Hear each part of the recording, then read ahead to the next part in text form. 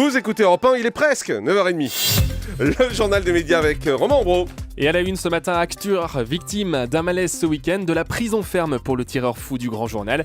Et puis on connaît la ville qui accueillera le concert des Enfoirés en janvier prochain.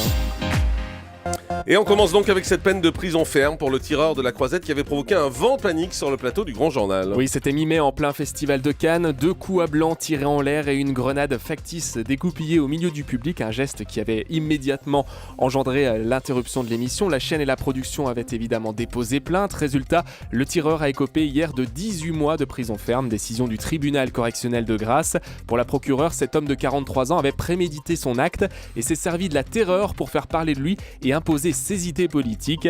L'accusé, lui, s'est défendu en parlant de cris d'alarme et de colère.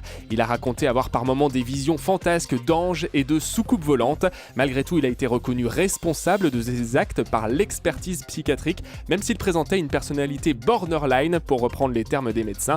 À l'issue de l'audience, l'homme est donc retourné en détention hier pour purger sa peine. L'animateur de TF1, Arthur, victime d'un malaise ce week-end. Oui, information publiée hier soir par nos confrères de Var Matin. Arthur, victime d'un malaise dans un restaurant à Saint-Tropez ce week-end.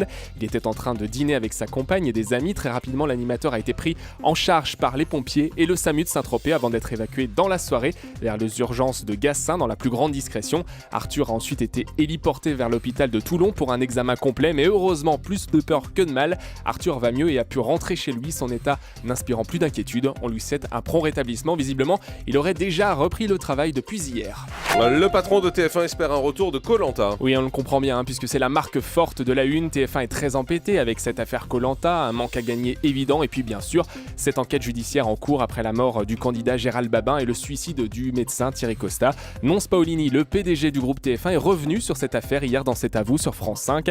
Et comme Denis Brognard l'avait fait savoir sur son Twitter la semaine dernière, lui aussi, Nonce Paolini, espère un retour de l'émission d'aventure. Écoutez. On ne peut pas dire que l'émission est la cause de ce décès. Moi, je crois d'abord que c'est une émission exceptionnelle, de 7 à 77 ans, tout le monde la regarde. Par ailleurs, on avait fait 16 éditions sans qu'il y ait le moindre souci. Donc on ne peut pas imputer ni à notre imprudence, ni à notre inconséquence ces drames. Oui, j'aimerais bien que ça revienne.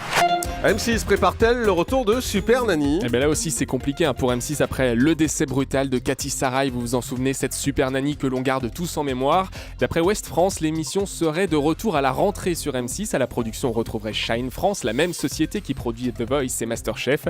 Et pour éviter toute comparaison justement avec cette Super Nanny, eh bien la chaîne envisagerait de faire appel non pas à une, mais à 2 nounous, l'une pour les plus petits et l'autre pour les ados. La mission, elle, reste évidemment la même, renouer des liens d'amour entre les parents et les enfants.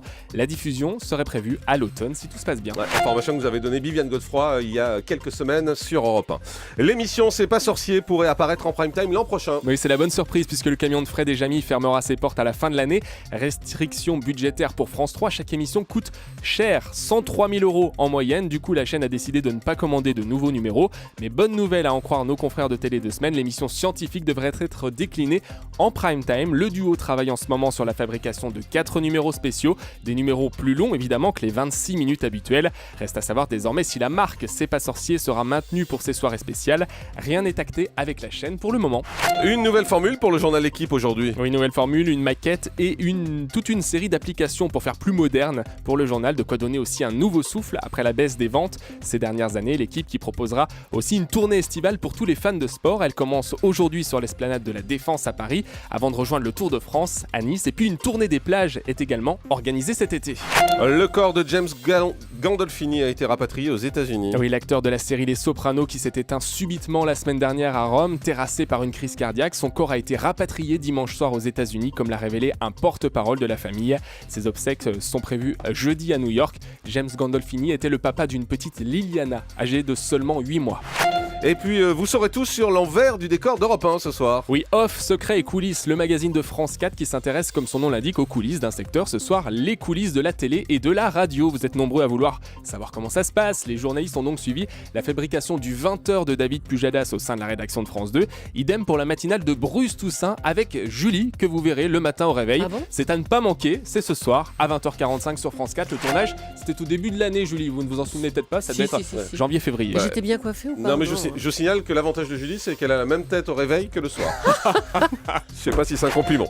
Un nouveau tirage de l'euro million ce soir, avec une cagnotte record. Dans votre bouche, non. Hein. Oui.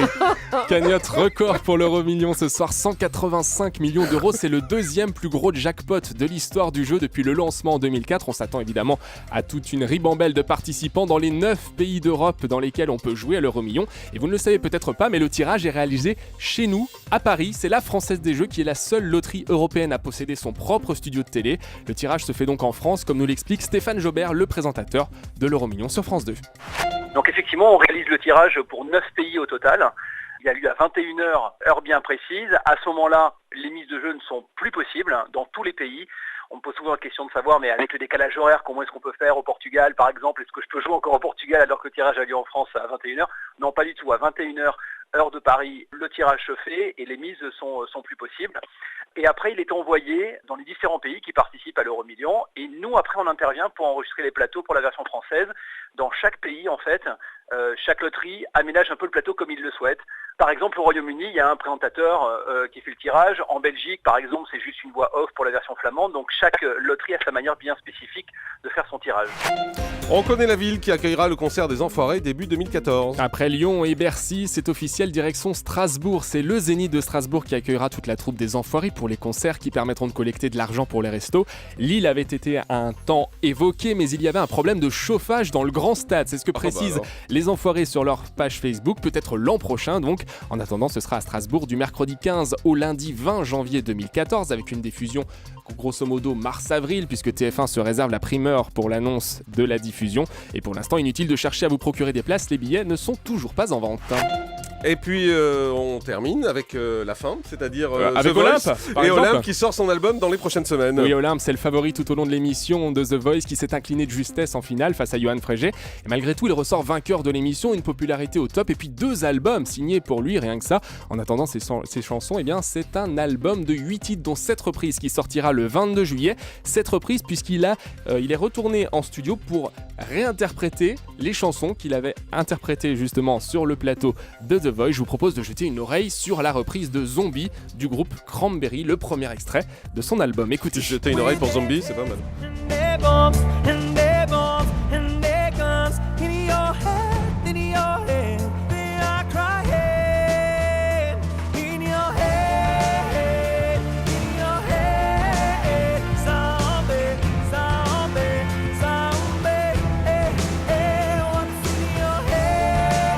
C'est bien, hein?